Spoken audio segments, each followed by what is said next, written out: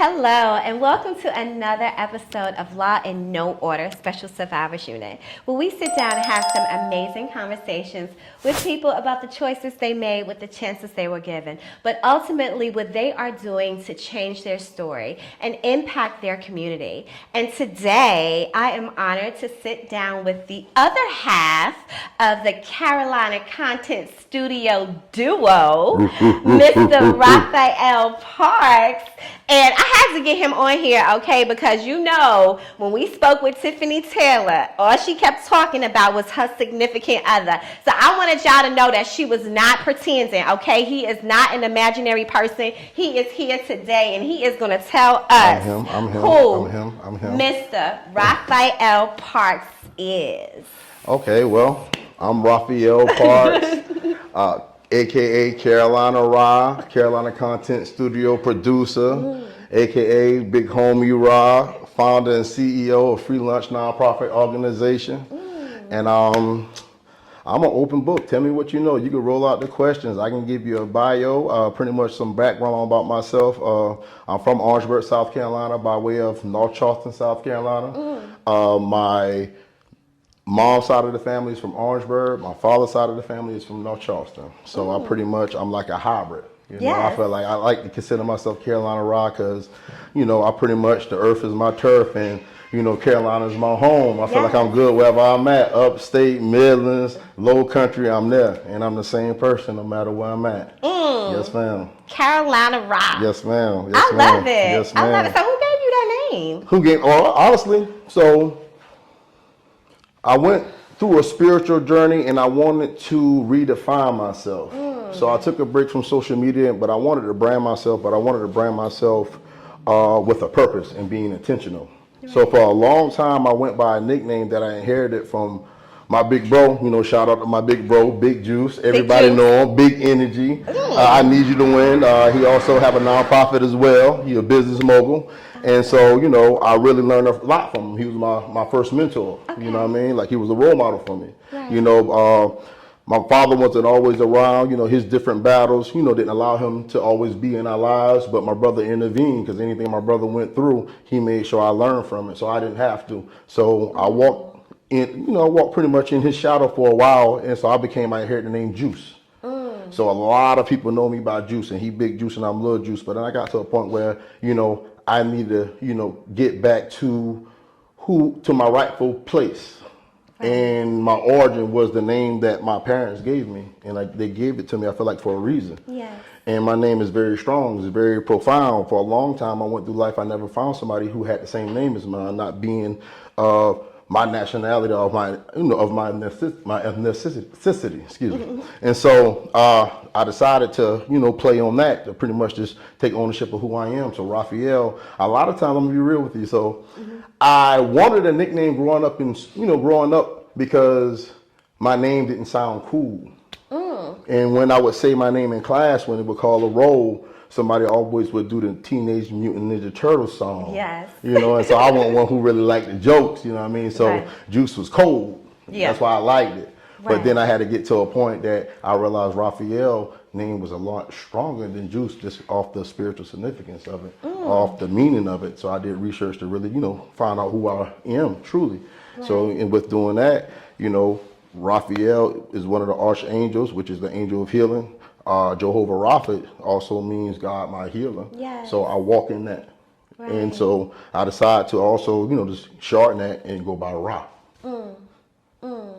Like the God. You know, I'm a Ra, you know what I mean? So my thing is, I truly believe that, you know, I'm created in God's image and likeness, so I'm walking in that. So I'm taking ownership of that. That's right. Yes, ma'am.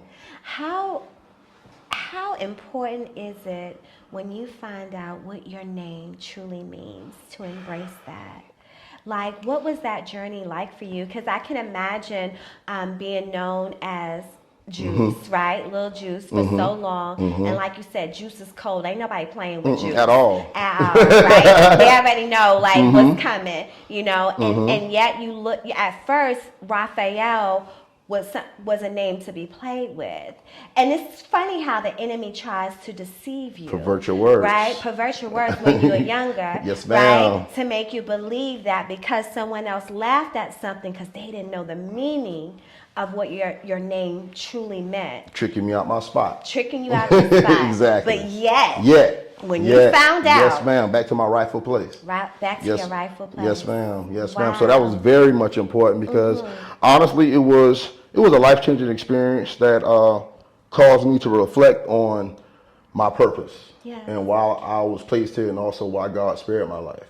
And so I felt like I was able to detach from a particular version of myself by identifying with that name change back to my original name. So normally when we go through changes in life, especially something as traumatic as that, because you adopted the name Juice for a purpose. Yes, ma'am. But yet you began to honor your original name for a reason. What happened? I got to a point where I couldn't do both. It's hard to live a double life. It is. A lot of time people, they associate a double life with infidelity. But no, sometimes we just live a double life with our identity. Right. Sometimes and if you want to think about it in the terms of infidelity, then sometimes we live a double life when it comes to infidelity that we commit against God. Right. We cheating on him by adopting this other alias and this other way of life. So it depends on how you want to look at it. But yes, ma'am. Yes, ma'am. So I did that to cope with it, but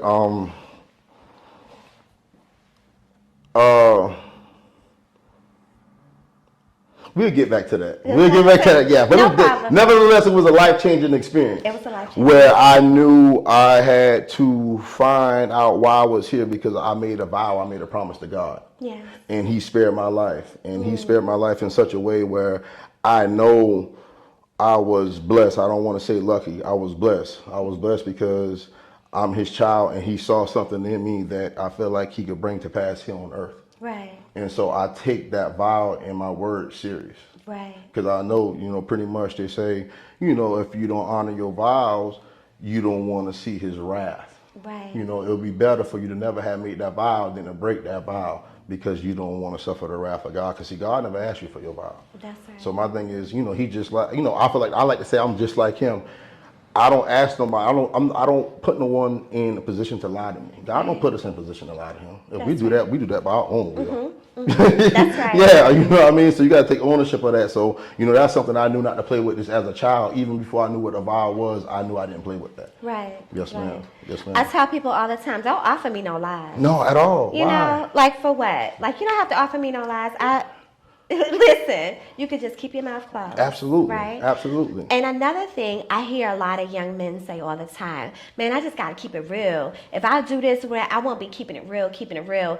And you said something that reminded me of how I viewed after I began my walk with the Lord and probably going to Bible college and really learning and understanding the history, right, of biblical studies, the foundation of what a lot of things are built on. And I think about the fact that we are made in the image of God. Like you said, you're made in his image. And so when I hear people say, if I don't do this, I'm not keeping it real, or whatever. If they change this violent demeanor or this aggressive type of attitude, then they're not keeping it real. But I'm like, no, when you're walking outside of God's image, you already start faking. Right. You been faking. You been faking. You know what I'm saying? You keeping it real is to reflect the image of God. Yes, ma'am. And people have it so twisted, thinking that keeping it real is whatever facade they have created for themselves. And it's funny you say that. I'm going to piggyback on that. It takes courage to be righteous.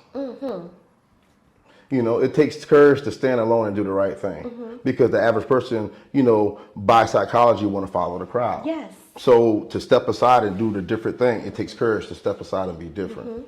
And so that's really where the basis of that lie, the problem. The problem with that lies the fact that, a lot of people, but more so African American males, don't have the courage to be themselves. Right. So that goes back to the topic you said, or the question you asked about how important it was for me to get back in tune to myself and pretty much take ownership of my rightful name. I had to develop the courage to be my unadulterated, unapologetic self. I got to a point where I said, I'm going to give life so much of me until they can't take no more. Any relationship I get into, I'm going to be so much of myself until, you know what I mean, that they can't see me in no other way, in no other light, because that was my superpower. Yes. Nobody can do it like me. Nobody can think like me. Nobody can say it like me, because that's my own individuality. Right. So I learned to embrace that and use that as my superpower. And I learned to, focus more so within and let that power come from within versus what I saw on the outside and, what surrounded me. Mm-hmm. So when I got to that point where I really could think like that, then I really, could move without the influence of anybody mm-hmm. on my life.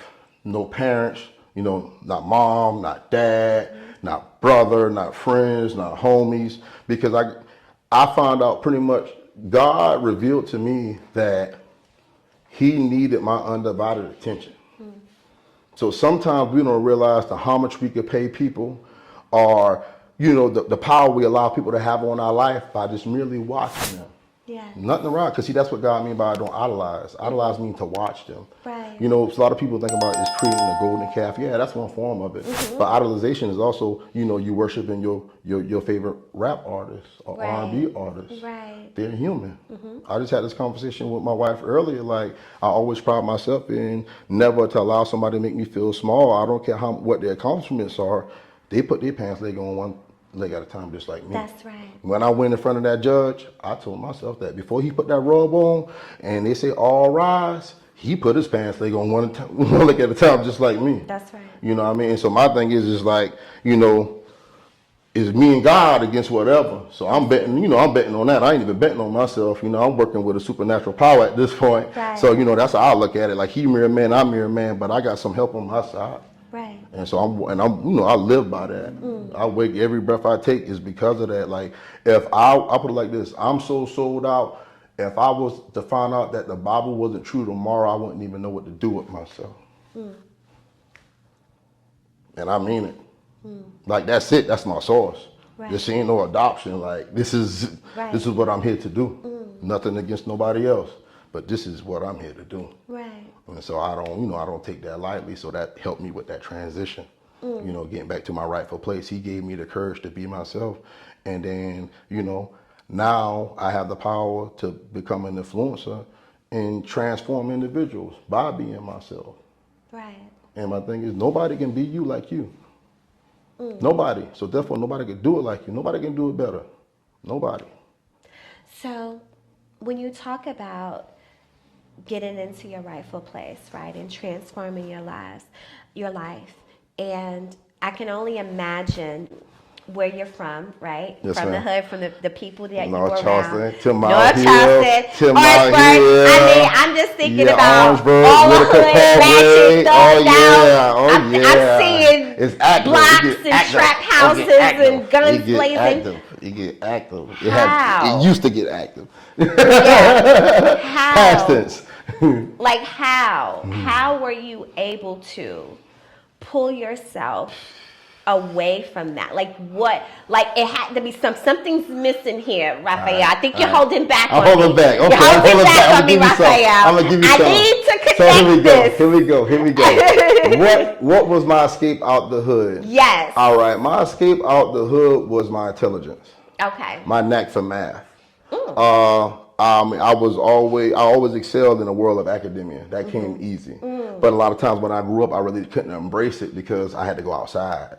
Right. You know what I mean? Like, honestly, I graduated from school. Before I left Stall High School in North Charleston, I was in line to be valedictorian. But I left, to give me an opportunity to play football. But like at the same time, I was like a quiet valedictorian. Like I was intellectual, but I didn't really want nobody to know because, I wanted to be Juice. You wanted to be Juice. So yeah, Juice was the mask that I put on. So, so people respect me when I walk through the hallways because this is okay, having a 4.37 GPA, but at the same time, excuse my French, but I gotta make sure niggas ain't messing with me in the locker room and niggas ain't messing with me in the cafeteria. Niggas ain't messing with you. Right. You're a big boy Right. now, But see, Stall High School was a jungle. It was like a lean on me high school. Like if you were put up for expulsion, you got to come to Stall before you went to alternative school. You know, it was like that. You know, like honestly, you know, you got to have some courage. You had to have some courage to walk in, you know, C lunch or D lunch at a certain kind of time because you know you got some young cats in there doing some grown up stuff. Right. You know, I'm talking about on the level like, you know, they catching cabs to school and they catching cabs to go hit sales to come back to school. I got a homeboy who got locked up for crack cocaine in the 9th grade. Dogs coming through the school and bomb search, shootouts at school, like it was wicked. In North Charleston, you know, it kind of, you know, it's like that. So, but how I escaped was engineering. I was afforded the opportunity to be a part of this program, which probably it had to be a nonprofit program through the College of Charleston called Upward Bound. Upward Bound allowed first generation kids to experience college to increase the probability of them continuing their education. Wow. So I was able to get into that, and I never forget it. You know, I excelled at math, so you know, by the time I got to high school, I wasn't taking the same level of math and science as everyone else. So they found out about that, and somebody said, "Well, you know what you want to do after high school?" So I'm like, I don't know. They said you should be an engineer because you're good at math. I said, okay. So I used it a couple of times when people would ask me now, since, you know, I'm this intelligent black guy, so I got to have a plan because all intelligent people have a plan. So I adopted that one. Why not? You know, I always had a knack for science, but now I was able to niche myself down to the type. So I would use it, and I saw the expression that would be on adults' face when I said that I want to go to school for engineering. So I rolled with it. I'm like, yeah, they say engineer. Oh, that's awesome. I'm going to do it. You think it's awesome? Then I think, you know what I mean? I'm rocking it. I'm an engineer, baby. That's right. So that's how I escaped the hood. The thing is, I always knew that, I always had a plan. One of my biggest fears in life was to wake up one day and not have a plan. Like I got to know what I'm doing, something got to shake. I got to be in the process of a step of doing something, some kind of goal, game plan, like something.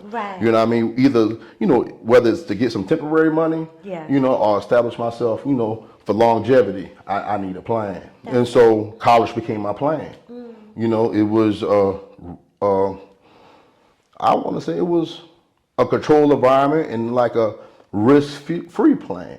Because, you know, even if you don't know what you want to do with your life, college gives you the opportunity to decide and figure it out. So I got a chance to kind of step into that as an engineer, but now this is what I'm faced with. I go to school as an engineer, but I'm an engineer by day, but I'm still juiced by night. I'm engineer, and by the way, I graduated from Orangeburg Wilkinson High School. I transferred from Stall High School for my last year. My mom pretty much wanted to get me to a safer environment, a more conducive environment, you know, because she recognized the talent I had, and she just did her due diligence as a strong black mother. Matter of fact, shout out to my mother, Cynthia Parks, raised two strong men, two giants, man. She called us her pillars.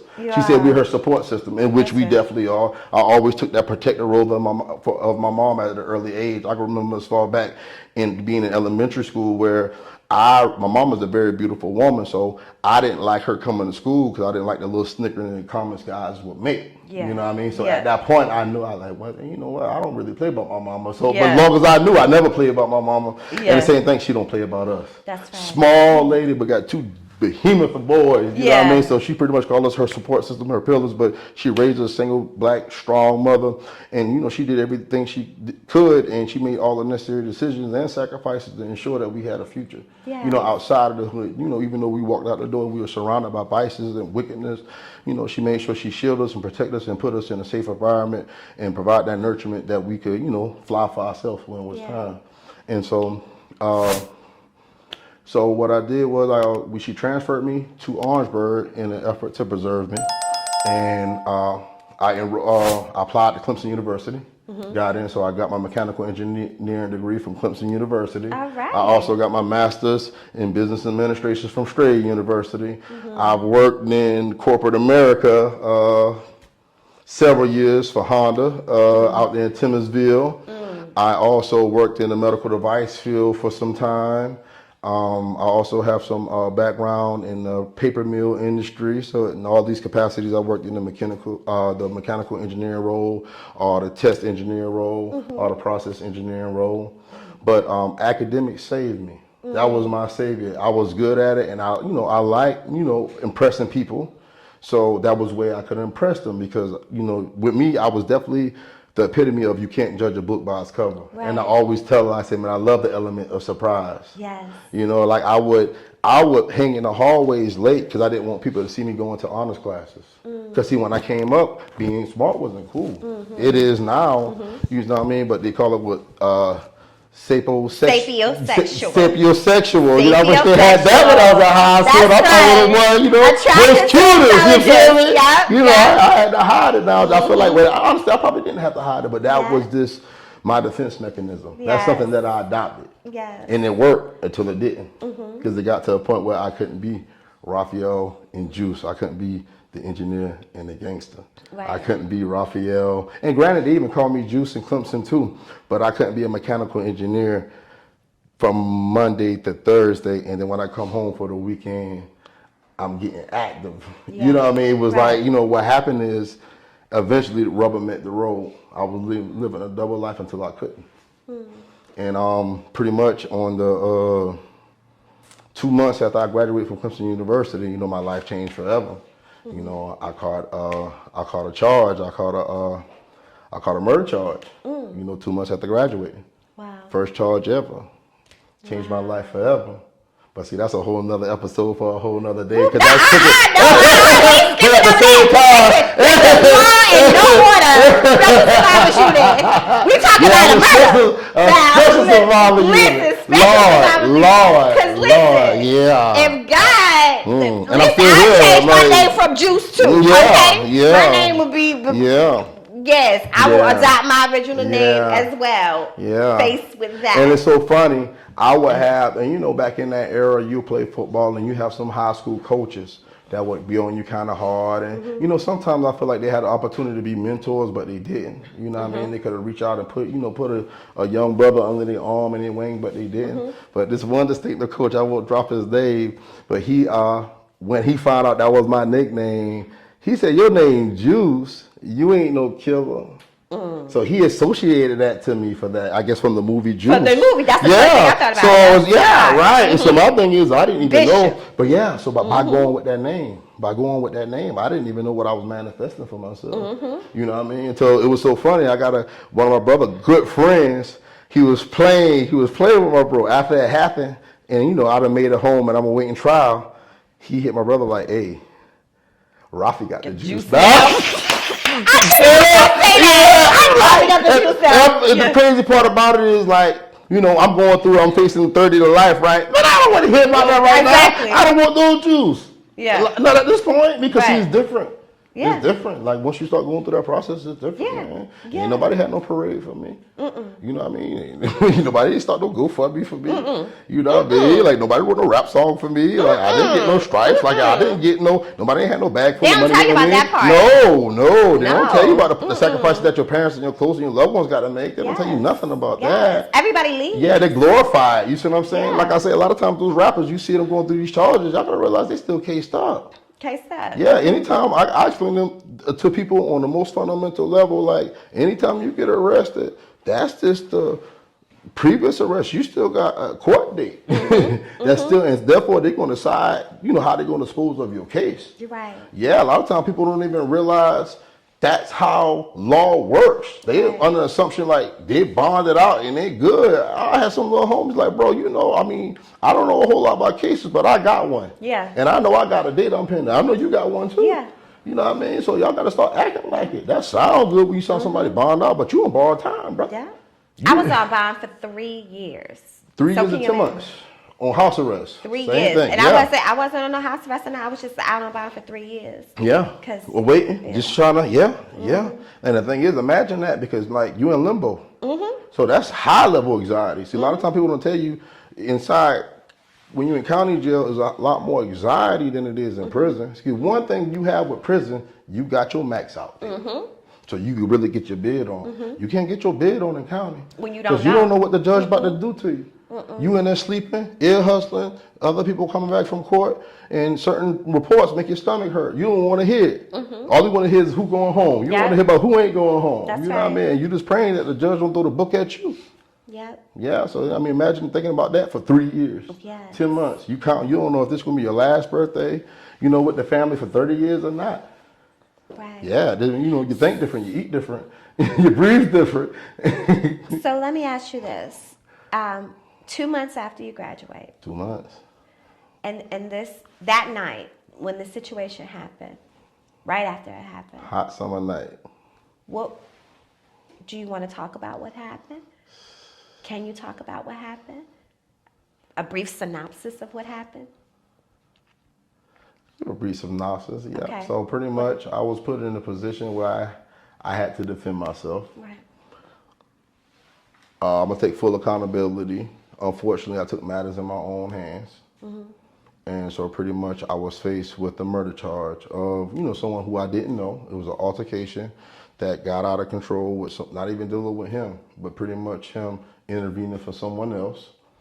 And then pretty much just, what I've been taught from where I'm from. Because granted, my father now, I didn't shout out to my father too, Terry Parks, one of the realest guys I know, one of the smartest guys I know. He was the first person who I saw, who was intelligent but was still street at the same time. Like his intelligence transitioned both ways, and now he's a minister. Right. So So I feel like honestly, I'm a lot like him. We were one and the same, but he always instilled in me and my brother that we don't start nothing, and if we ever pull a weapon, we better use it. Don't be playing around. He always challenged. He spoke, but he always. I feel like he always had confidence that we listen. Right. Because he wasn't one to really keep repeating himself. Like he spoke, and you felt it when he spoke. That's right. And so. That's what happened. I defended myself, and to protect me and my friends who was with me, and that's how it happened. That's how it happened. But I definitely want to come back in and we really could dig into that. Yes. And that's a whole nother episode. Yes. With a whole, Yeah, no, I see it with stirring the spiritual, up something. with the spiritual parallelism and everything, like it's a whole nother one.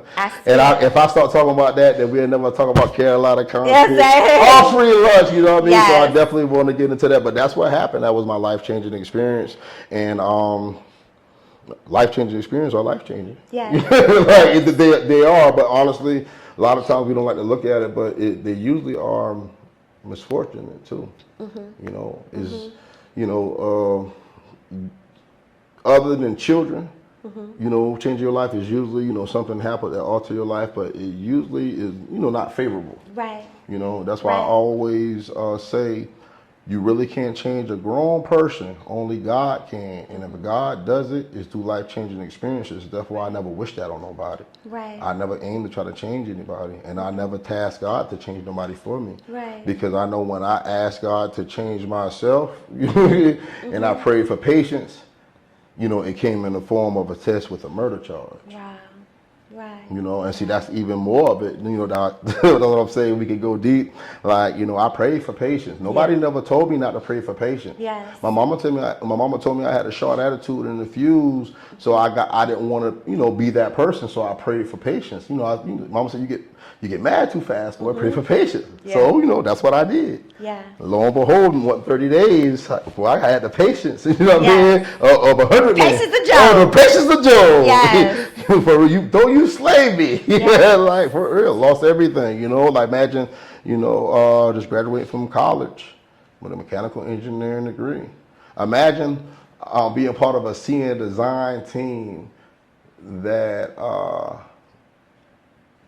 was nominated to present on a city level. Well, not even city level. We were nominated to present in front of other manufacturer owners, and we was published with the CUI card paper and under their grad school because of how well we performed, and my name being mentioned, through my contribution to this project where we outscored our peers, and we were invited out to Greenville to present, to some other higher ups and some potential employers.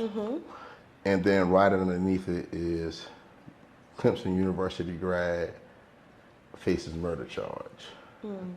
Both when you Google my name. Wow. Yeah. Wow. But I'm both.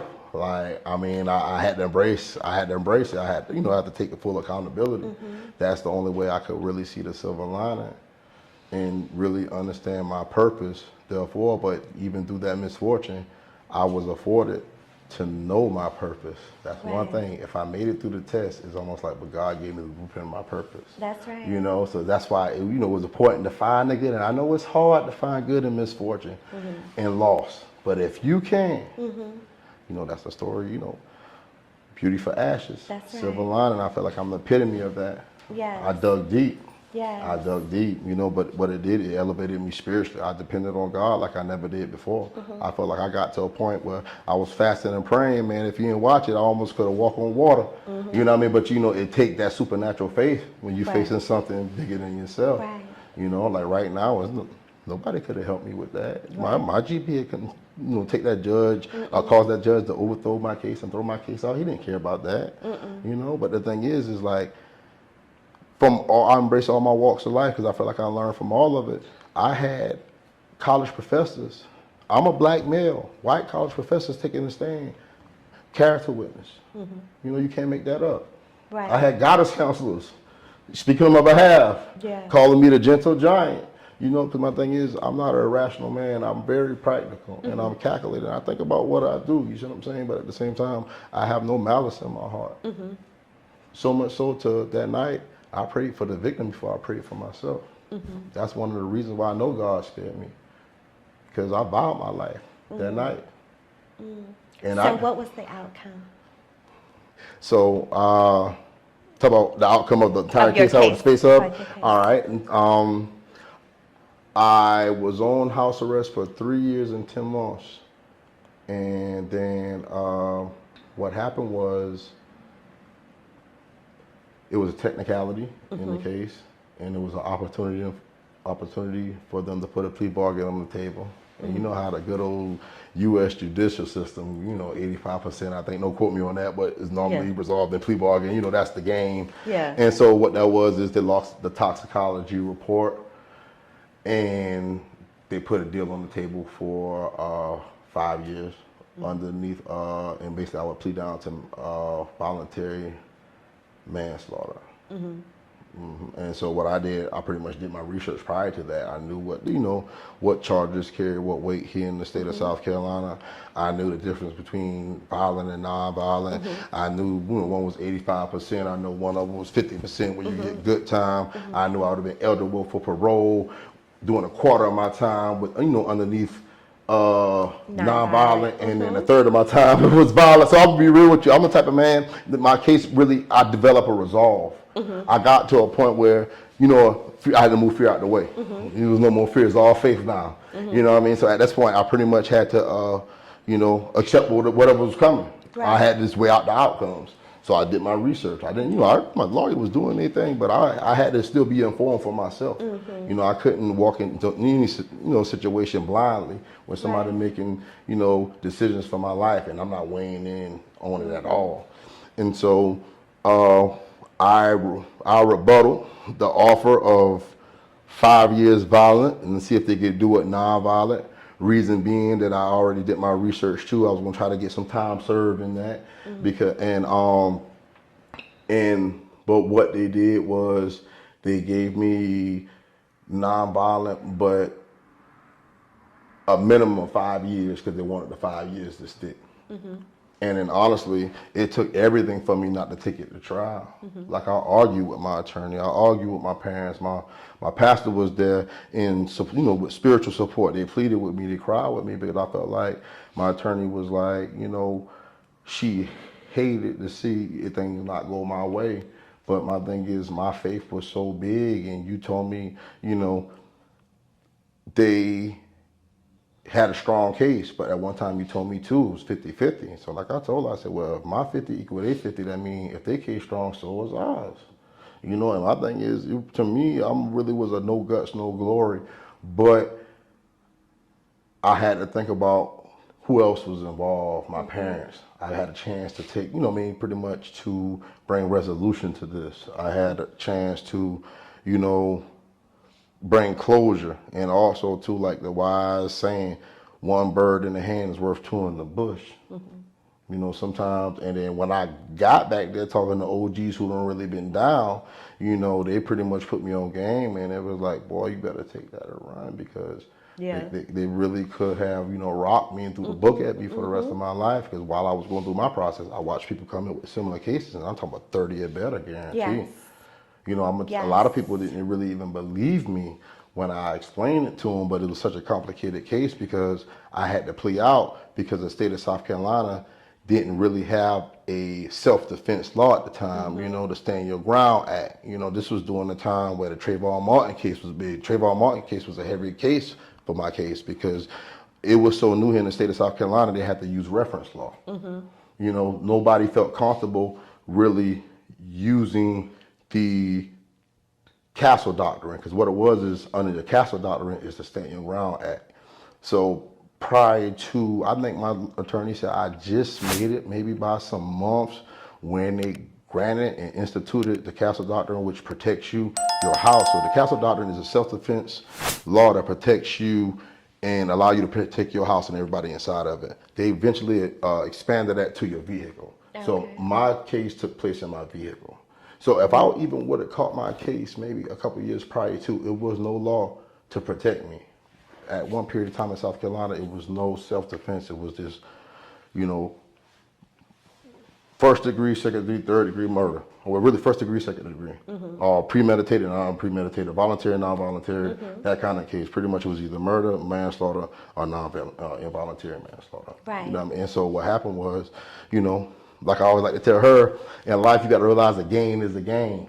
Yeah, I didn't make it out scot-free. I had to give some skin to save the body, but that's a sacrifice I was willing to make because I knew I could come home. Right. Right.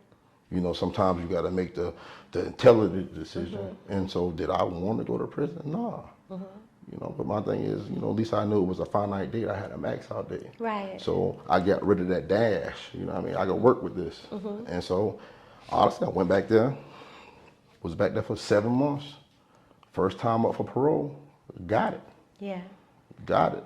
But just by the grace of God, because even when I was back there, I never adopted the attitude like I was supposed to be. I always treated myself like I was coming here briefly, and then I got to a point where God revealed to me that I had to go to prison anyway, so that was really outside of me.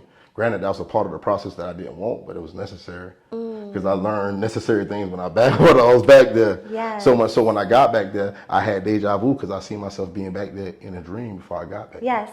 there. I was just God talking to will one show of you. them. Oh yeah. Yes, that's exactly what happened.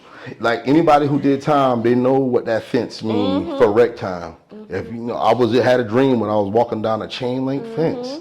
Never in my life did I walk a chain link fence. Until I got back there and I'm like, oh, that's that fence. Solid. I seen it. So you mean God, you predestined me to be here? And see, that goes back to the other side of my situation too, where when I first caught the charge, the song I heard was, I can feel it coming in the air tonight, oh Lord. That song always resonated with me since I was a young child. I like to give this story. So when I was younger, I'm dating myself, we would watch video shows. We used to have the, Video Soul was Donnie Hughes, right? And so on Saturdays, you had VH1, pop-up videos. So the Phil Collins song came on. I'm in there. We all, me, my brother, all my cousins, we tasked with cleaning the house on Saturday. So, you know, that was the routine. The older cousins cut on the music, just have it playing. Whoever got a sweep, who vacuuming, but you got to have this house clean for Granny to get home. Right. So that song came on, and granted, I had to be like maybe in second grade, but it was so eerie. But I caught a feeling when I heard it, like it made me stop. And so they was just giving some, you know, some details of the song and the meaning of it, and you know, it's very eerie because it's about a man who saw a man drowning and didn't try to save him. So every time he look in the crowd and he's performing a song, he see this man's face like he's being haunted by it. But it's almost kind of like, you know, I seen an episode that what caught my attention originally. So as time went on, I realized it was a very popular song because Mike Tyson, he came out on it, you know, when he won the heavyweight championship, and he also even performed it in Hangover. And then while I was taking a music course at Clemson, we had an assignment to dissect the song. We could pick any song, and in true Raphael fashion, I selected That's Phil it. Collins. Phil Collins. I dissected it. I did the Phil. research on it. I did it. You know what I mean? Because like, that was my song. If I had to do any classic rock song, because another thing, I didn't want to do a song that they expected me to do because I was a black man and I love gangster rap. Yes. So they was expecting that. Yeah. No, I like Phil Collins. That's right. Right. You put some respect I on know that. they were shocked. Yeah, exactly. But after on that night, after I was detained in double handcuff and placed in the car by myself, after I said that prayer, matter of fact, let me see, because I want to be accurate. Yep, so I heard that song, and it was funny. I was at my mom's house earlier that year and was watching like almost kind of like a black movie. I used to call them blackbusters, like the movies that come on Tubi now. Yes. So I used to love those. So I watched one. There was something that happened where it was a spiritual show, and well, not spiritual show. It was a spiritual. It was a Christian movie, Christian-based movie, where the young man's son was shot and lost a kidney, and he had to sacrifice. You know, he gave his kidney, but he made a prayer to God once his son was shot. Like, God, I will vow my life to you if you save my son. So I never heard about, somebody vowing their life to see somebody else's life, but I don't know, that it's stuck in my mind. Yes. So while I'm sitting in the back of the cruiser car, the Phil Collins song come on. Very low, I can hear it. Doom, doom, doom, doom. Doom, doom, doom, doom. And I'm like, Lord, ain't no way. My mind immediately went to God. Like I knew it. Like in most situations, granted, yeah, I knew, all right, I made the decision to be there, and that's part of it, but it's almost like God knew I would have made that decision. Like that was like a pivotal point in my life. That was a point of inflection. Right. Like I knew this is where I was supposed to be, no matter how bad it was. Right. So I had to wrap my mind around During it. the episode, but I had to tell you about my brand new novel, Blood Ain't Thicker. A magnetic and masterful read. Compelling and captivating. Blood Ain't Thicker by Holly Tabri. It's available on Amazon and at www.hollytabreen.com. Back to the episode. So at that point, that's when I made the vow, like, God, if you spare his life, I give you mine. And then my first 48 hours in county, you know how the missionary crews come through to give you a positive word. Yeah. You know, the white older minister. So this time he had an African missionary. Guy barely spoke English. And he said this guy was on track to be a doctor in his land. But he said that guy made a vow to God. And he said, so what he did was set that aside, and he came on this missionary trip, and he said, I want y'all to know tonight that, don't play when you make a vow to God. Granted, he didn't know I just made a vow to God 36 hours ago. Like, I'm laying on my cell, I'm sitting here like, wrestling with my thoughts, trying to figure out, like, man, what in the world going on? And then I'm hearing this guy bringing confirmation, basically God telling me, I heard your vow, but let me let you know this part too. It'll be better, for you to have not made that vow than to make that vow and break it. Because you don't want to see his wrath. And then it was on from there. It was on. Yeah, that's a good stopping point right there. The rest you got to get in the book. Listen. You got to get in the book.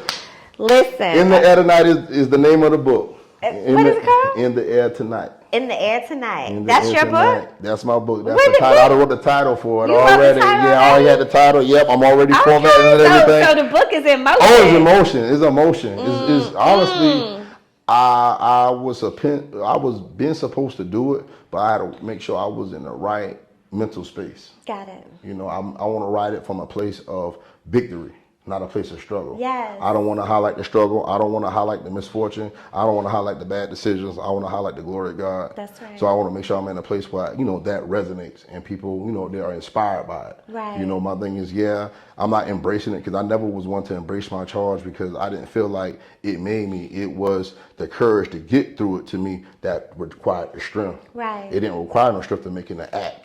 Right. Correcting that. And that was just, that it don't stop there. It's the road to redemption from there. That's right. You know what I mean? Because at the same, at the end of the day, I have, I owe society that. Yes. I owe it. I owe it to my parents. I owe it to my grandparents. Yes. You know what I mean? So, yeah, definitely. So I feel like the book is overdue. Long overdue. Yes. But yeah, that, a docu-series, like I got major plans. And so that's why it was perfect when I met the content director. Oh, You got the It's content direct, man. It's like director. preparation and opportunity. Tiffany Taylor. Preparation, well, is luck. In the wise words of Nipsey Hussle, is luck is when preparation meets opportunity. So I felt like I was fully prepared for the opportunity. So you gotta tell me your version, okay, of what happened, because she told me her version. Like, she was trying to go that way, and her friend told her to go that way, and then this big old man just stopped and had her speechless. Yes, ma'am. Yes, But, ma'am. that was her version of it. So Yes, tell ma'am. me your version of So my what version happened. of it. So all right, I'm gonna piggyback to where I was, what space I was in during that period of time.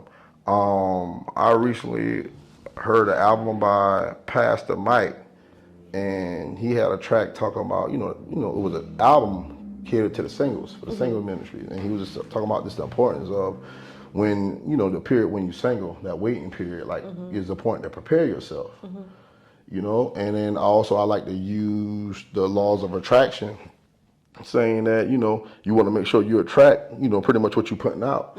So I knew what I wanted, but I had to be I had to make sure I was prepared to receive it as well, and I had to make sure I had the courage to step to it when I saw it. You know what I mean? Right. And so my thing is, it was I'm not a chaser by far. I felt like I always had the attitude, and I had a prophecy where somebody spoke to me, just a complete stranger, saying that anybody, that God has for me will be attracted to me. Nobody could be attracted to me unless God send them. Right. So she don't even know that, but I base a lot of our relationship just on that, because I know it was predestined, because she had the eyes to see. Right. You know what I mean? I really feel like I am one of the secrets of the kingdom. You know what I mean? So therefore, whoever God intended to be in my life, that's the only people who could be there. You know what I mean? I don't care how beautiful, I don't care how thick, I don't care how rich. Like, God don't send you. If God ain't send you, you can't stay. Listen, I love this because when I spoke to Tiffany and we were talking about how she said she had vision and you had the sight, but now you telling me she had the sight. Man, You had the vision. I just love this. Come on. I seen her come. So she came skating through the door with them laces on, them laces slides. But she's such a socialite, so I wasn't one to really try to break her stride, because I wanted it to be smooth, and I always like to take the path of least resistance. So I let her kind of be the social butterfly that she is, and she made her round, but she didn't even know I had my eye on her as soon as she came through the door. But she was a little too busy. You saw her as soon as she came through the door? as soon as she came through the door, I locked in. I'm like, yeah, I'm gonna see what's up with her. That's the one. That's the one I came here for today. That's the one. Like, what was it? Did the light her hit energy, her? The way she was moving through there effortlessly. It was interesting. And honestly, I was inspired. I told her when we first really started rapping that she's my muse. And she's like, what is a muse? I said, you my inspiration. They usually come in a female form. Yes. And the thing is, muse are a reason why people wrote hit jams in the past. Muses are a reason why men write books and win wars and change the world. You know what I mean? Through the inspiration and the love that they receive from their significant other, from the counterpart. Yes. So when she was skating through, sliding through, so I fell back because I ain't really, I ain't a reacher, I ain't thirsty, so I'm chilling. Yeah. And then she skated on around, and that's what I told myself. I will always have a little rule, and I say, if it's supposed to be, then that counter would present itself. So I ain't get a chance to say nothing, but if she come across my path again, it's on me. Yeah. You know what I mean? And so lo and behold, she's skating through with her and her friend, and they stop, and I see him, and I'm making eye contact, but I'm giving a nod to let her homegirl know, yeah, y'all come this way. And so I guess Nika was looking like, who? Her? Yeah. So I guess it was, females thought girl, you know him? Yeah. No, but we trying to change that right now. Something happening right now. This calm, what I mean? And my thing is, honestly, I'm not one I don't have lines because I'm not a game spitter. I just step to what's happening? What's up? You know what I mean? And she had the gallery, she spoke to me and she skated off. So you said what's happening, what's up? No, I say, hey, how you doing? What's your name? What's up? You know what I mean? I introduced myself. I said, I'm Rob. Nice to meet you. She said, okay, Rob. This and that. She said, well, I'm making my rounds. Y'all got something to drink here? I said, okay. She said, well, y'all don't have what I drink, so I'll be back. I'll double back on you. You know what I mean? So I just let her double back. You know what I mean? She circled back. And when she came back, I knew she was serious, and we just really bobbed out. Honestly, we talked about everything from that moment. From that moment, we spoke every day. Oh. We spoke every day. We spoke every Awesome. day. And then honestly, then, you know, that was the attraction side. I still didn't even know who she was. You know, I didn't know at all. You know, that was just off of first impression. You know what I mean? It's just her, it was her energy. I knew it was something about her that attracted me to her. It was like my spirit was attracted to hers till I had felt a level of comfort. Like I knew her all my life.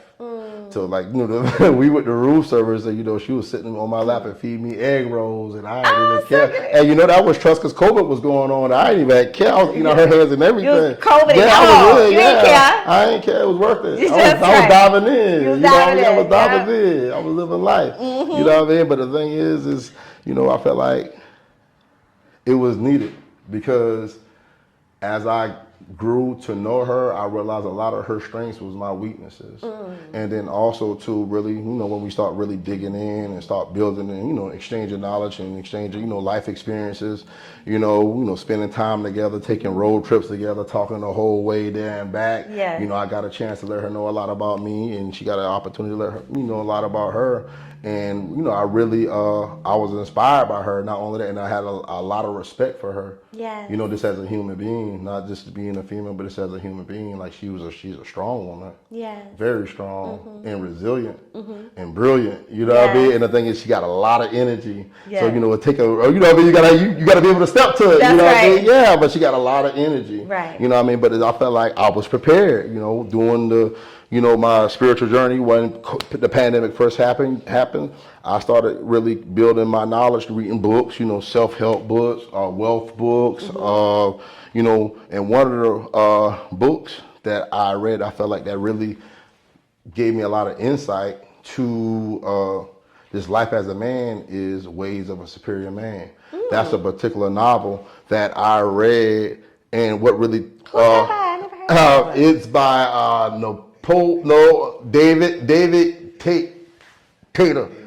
David Data. That's what David Data. I'm about to say Napoleon Hill, but that's Think and Grow Rich. David Data. So Ways of a Superior Man. This one. All right. So I'm a big Nipsey Hussle fan, and Nipsey Hussle, he was I think he was on a Breakfast Club interview, and he was just speaking on him and Lauren London, and then he spoke on a specific book, and so you know that would, you know, it first piqued my interest, and my brother really shared it with me. We was talking about it, and what stood out to me was, all right, you know, when I paid attention, I kind of studied Nipsey.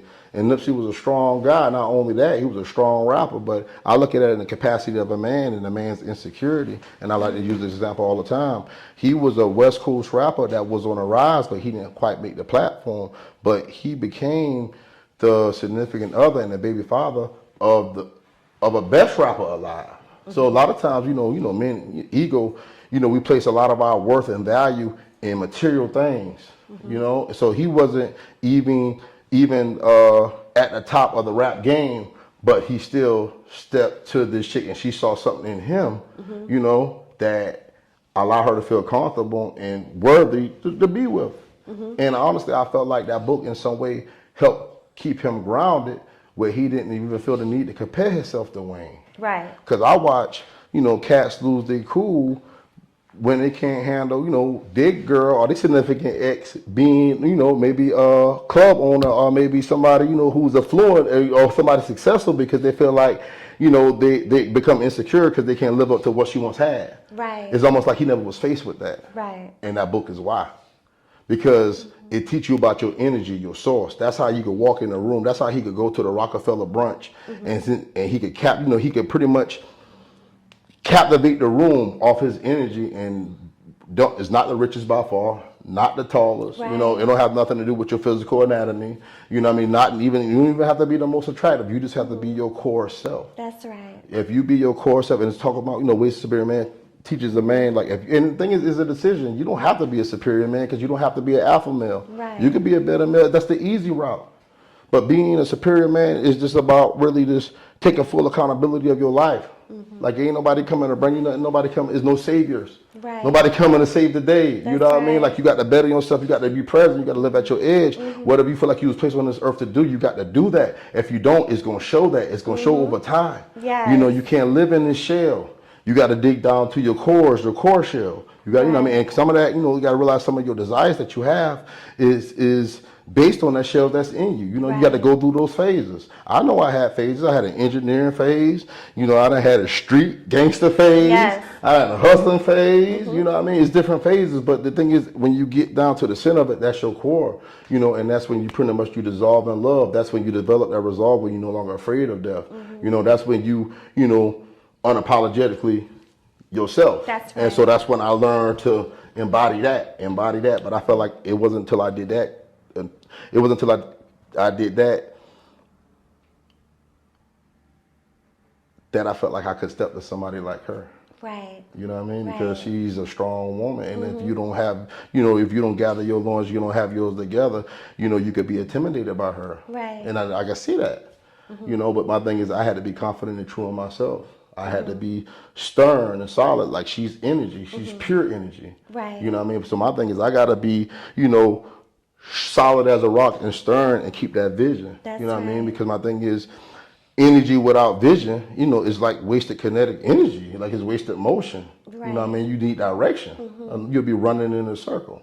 And my thing is I don't contain her. What I allow her to do is to freely flow.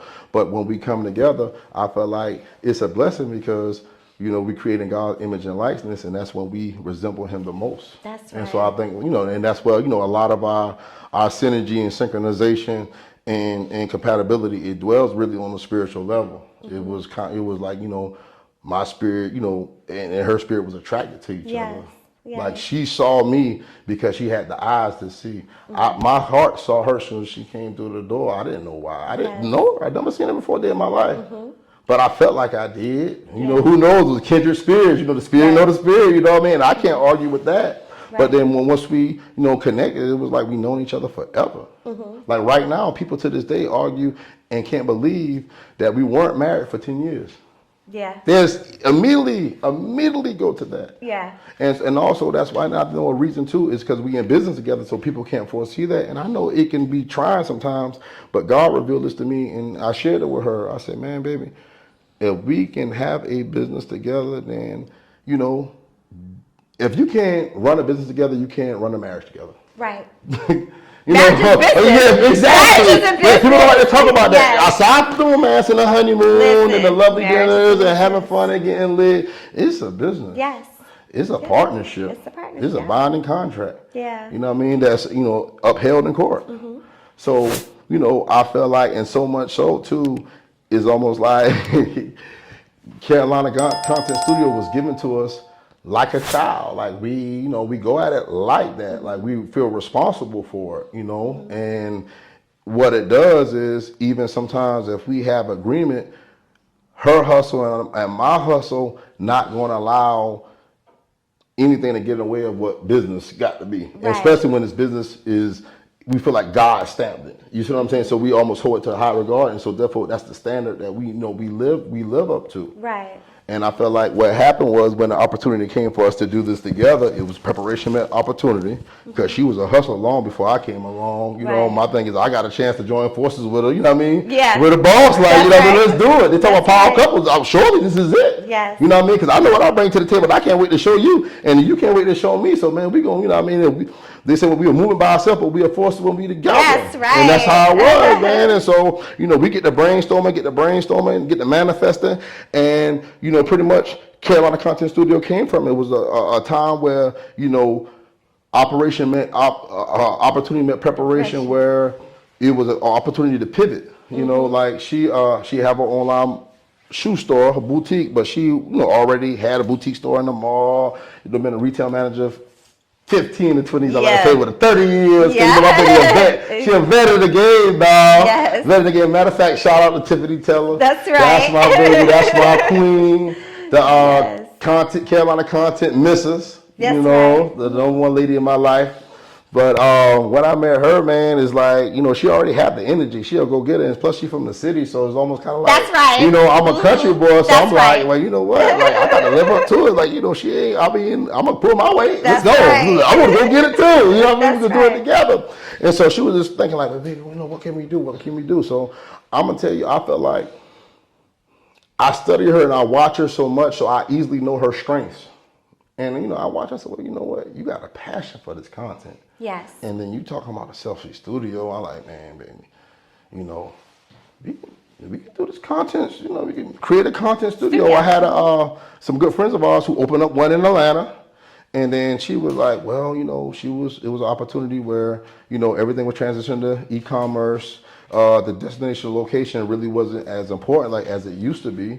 And so, and like pretty much what I told her is, well, let's just look at the current affairs of the economy. When you got to realize the way money is flowing, and then you put yourself in the way of it. That's right. And I learned that, from reading Think and Grow Rich and Rich Dad and Poor Dad, you know what I mean? Also, so combine that with the fact that we already had this resource. So what could this place be? You know what I mean? It's a great location, and God provided the opportunity to have it. So surely he meant for you to have it. That's right. So now maybe we just got to think, we got to step back a little bit and look at it, from a broader perspective.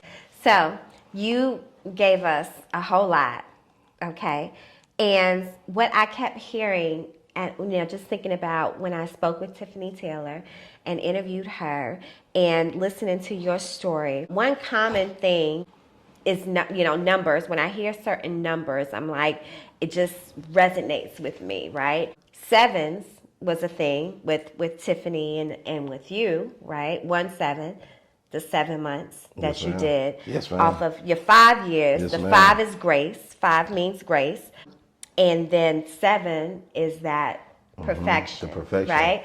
So you got the 5 years, right, by God's grace. But when you accepted that grace, after you did 7 months, you were perfected, and God said it's time for you to go. Yes, right? ma'am. And you made parole. Yes, ma'am. And then reflecting back on Tiffany's interview, she had been single for 7 years. And she met you. Yes, ma'am. Right? And there was that 7, right? Those 7, that 5.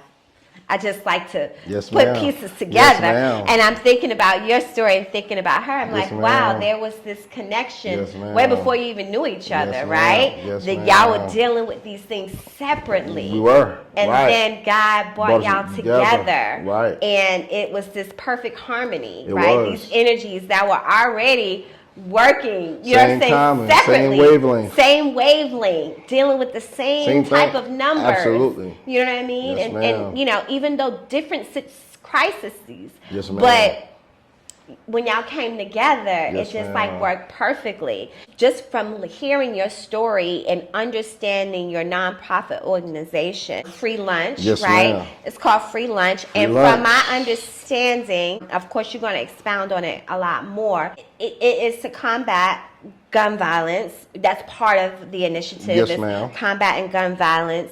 And now hearing your backstory, I recognize, my pastor said something that I repeat all the time, that your past is the qualifier for the demand on your future. Yes, ma'am. Big shout out to Ford City Church, Amen. Pastor Travis Green, Dr. Jackie Amen. Green. Your past is the qualifier for the demand on your future. Yes, ma'am. Right? And the choices that you made in your past, the pain that you had to turn into purpose, all of that is why you can be so effective in this organization and be able to reach so many children because you have been in their shoes. Yes, ma'am. You know what it's like to go from Juice to Raphael. Yes, ma'am. Right? Yes, you know what that's like. You know what it's like to turn off the darkness so that you can embrace the light, to come out from the shadows. Yes, ma'am. Right? Yes, ma'am. So please tell us about your organization, Free Lunch. God don't call the qualified, he qualifies the call. That's right. You know what I mean? That's so he will prepare you. There's no preparing yourself. And the thing is, he probably done prepared you. You just didn't know that's what it was. That's right. So Free Lunch, the vision of Free Lunch is to embody the spirit of my grandmother who served as the free lunch lady in 10 Mile Hill, North Charleston community. Mother Parks not only fed the bodies, but she also nurtured the young souls of the community. So our mission is to continue her legacy by feeding impoverished communities, figuratively and literally, food for the body as well as food for the soul, because man should not live by bread alone. Yes. And the ideology behind that is, my grandmother was a pillar in the community. Everybody referred to my grandmother as Mother Parks. And that's my father's mother. So that's her, basically that's where I get the Parks from. That's the last name Parks. We originated from Georgia, but we migrated over to North Charleston. And man, my grandmother, she's a prayer warrior. She's been saved and Holy Ghost filled as long as I knew. You know, she was a woman that was so strong. I really attribute our strength to her. And a lot of times I like to reflect on this with my brother and my cousin. That's my brother. And pretty much that's all my family right here in support at our cleanup day in North Charleston in front of the community center that she served as the free lunch lady. But Mother Parks is the epitome of a strong woman. I watch how the devil threw her blows and she faced adversities and misfortunes and loss, but always did it with grace. Always did it with grace. Something about grace. Always did it with grace. And one of her favorite saying is, but God. That's it. And she ended with that. And she pretty much, I watched my grandmother. I learned how to be sold out for the Lord from my grandmother, you know, through my daddy, via my daddy, because it came down the line. But she was always just that symbol of faith. You know, she was the head of the missionary board. She was a mother, pretty much referred to the mother of churches, no matter what church we ever visited. And what she did for us, she gave us like so many jewels that we live by even to this day. The reason why we have integrity, the reason why I have integrity to this day is because of her. She instilled that in us. You know, doing the right thing for the right reason. That's right. Fighting a good fight. Yes. You know, like that was her thing. No matter what you do, that's what you do. That's what you here for. You owe that. You know, my grandma, she always, you know, professed that, you know, all glory goes to God. Yes. Very humble. She warned us about not being humble. She warned us that pride comes before destruction. So my thing is, our goal is, you know, we need these jewel sayers and layers to, you know, to step up, because we're in a generation right now where it's a shortage of grandmothers like that. We no longer have grandmothers who are matriarchs, right? Which is, I understand, because times have changed and grandmothers are retiring later, so they can't really be home, you know, for the whole after school program per se, like our grandmothers could. Right. But that doesn't mean that it has to stop. Yeah. Because those who receive the jewels, we're responsible to spread them and, you know, and give them, you know, to the next generation. Yeah. Like, we the jewel keepers, but we got to give it because we can't die with them. So, you know, I'm the type of guy who, you know, I don't like to really just talk about the problems, but let's present a resolution. Like, we see what the state of the world and the state of affairs are with the African American community, but what are we doing about it? Right. I'm not really big on complaining, because we complain, you know, till we leave here. But let's take some action towards it. What can we do different? Okay. What can we do to combat gun violence? What could we do to combat poverty? What could we do to change the mindsets of not just the youth, but the poor mindset of the people who were, you know, forced to live in this impoverished area because that's all they could afford to. You know what I mean? How do you, you know, look at life different when you're surrounded by crime and violence? Right. And so, and the idea is that just from the social aspect of gun violence control is the mindset. We got to change the mindset. My theory is we could take as many guns we want off the street, but just like they made that one, they make them more. It's the idea that a child or a teenager feel like they have to use that. Right. The fact that they feel like they need one. Right. You will never be able to take enough guns off the street, but what you can do is change the mindset of a young man who feel like he need to use one. I do mentorship at the Department of Juvenile Justice, and one of the young men, I asked him to define success. He told me that he was already successful, and I said, well, you know, how do you define that? He said he made it to 18. And so my heart broke, like, but he said it as if that was a goal, like him and his homies and all of that sit around and talk about, like, yo, so I'm gonna make it to 18. 18. Not even 21. Not even 21. Not even old enough to go a party or have a drink or something. Not even manhood. Not even manhood. He defines success by making it to 18 years old. And I was speechless. I was speechless. Like, are you serious? Yes, ma'am. But the stories that I've heard and the sadness I've seen looking in these young boys' eyes that have committed crimes that some are unimaginable. Yes, ma'am. But a lot of the experiences they've had in their life are equally unimaginable. Absolutely. You know, and so I just it's just very heartbreaking. And I thought about a book when you were talking about, you mentioned Napoleon Hill, and there's a book called Outwitting the Devil by Napoleon Hill. Okay. So good. And pretty much Napoleon Hill is, like pretty much interviewing the devil. And he tells him that he controls 98% of humanity through two things: poverty and drifting. Those are the two things that allows the enemy to control the human race, right? Because if you keep people stuck in poverty, you control everything. You do. You keep them killing each other and fighting each other like crabs in the barrel because they just have this poverty mindset. And then the second is drifting, because if you keep a person drifting, then they're not thinking for themselves. Right. And those 2% of the world that are super successful or filthy rich or whatever are those people who have a control over their mind and their thoughts and the words that they speak. Yes, ma'am. Because they know that words give them life, and they are not drifting. They are focused And intentional. and they are intentional in their discipline on their goal. Yes, ma'am. Right? And so although they may be in a poverty environment, they don't have a poverty mindset. Right.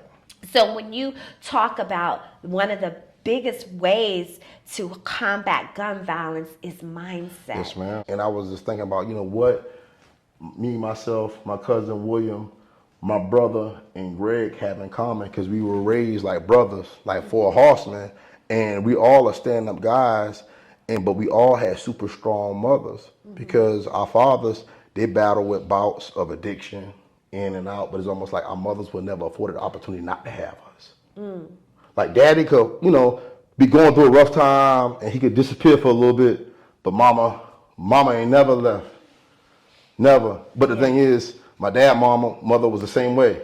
Yeah. It's almost like I felt like my mother was in training, and I felt like that was the connection we all had. It was through Fr33 Lunch, through Mother Parks, through her power. You know what I mean? I feel like that's what we carry on. I almost see me, my brother, and my two cousins almost kind of like the cartoon Captain Planet. Yeah. Like we all get a ring and we join forces and we stand on the word of God. You see what I'm saying? And, whatever we ask shall come to pass. Thus says the Lord. You know what I mean? Because before we could read the word ourselves, grandma guaranteed it. Then I got to the age where I could study to show myself approved, and Lord knows I tried it. With a 30-year beard on my head, and it worked. It worked. I tasted it. It's sweet. That's right. Amen. Right. So that's what Free Lunch is. What we aim to do is social development, social progression for underprivileged, underserved communities, whether it be through food, through enrichment, through mentorship, through coaching, through life skills, through financial literacy,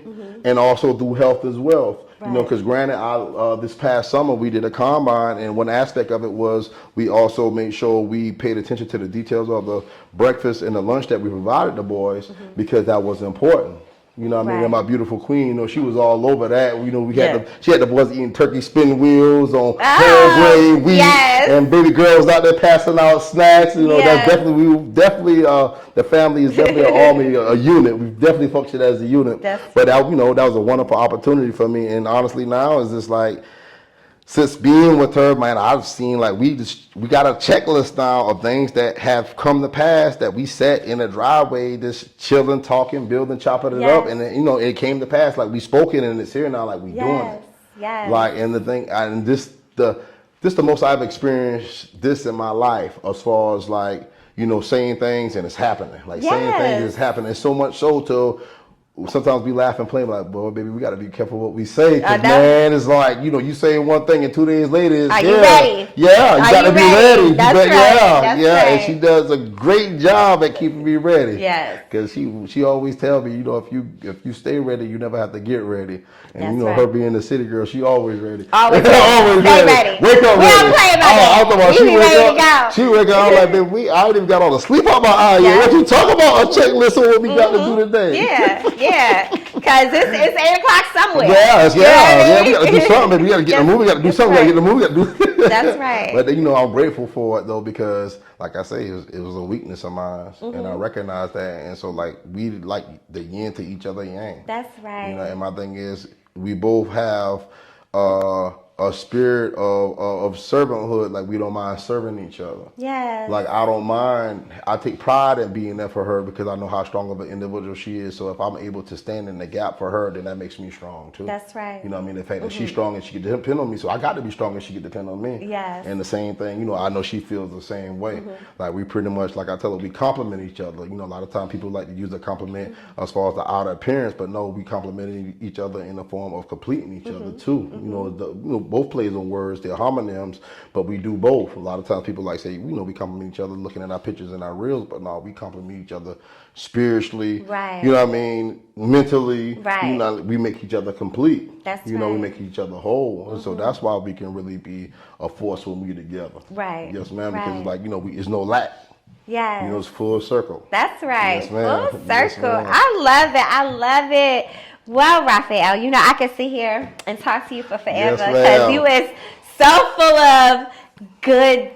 Yes, ma'am. Thank you, You thank have you, thank you, a thank lot of you. great things going on. A lot of things that you want to do for the community. I can't wait for the book to Yes, come out. We're going to talk more about that. Yeah, I'm another gonna need your time. help. Yes. Actually, Yes. yeah, because you can give me some tips. I Yeah. got you. So you want to be an author? I am so excited that you have discovered the power of literary expression and now realize that you have a story to tell. Let's face it, when you become an author, you get to live forever because history is just his story, her story, my story.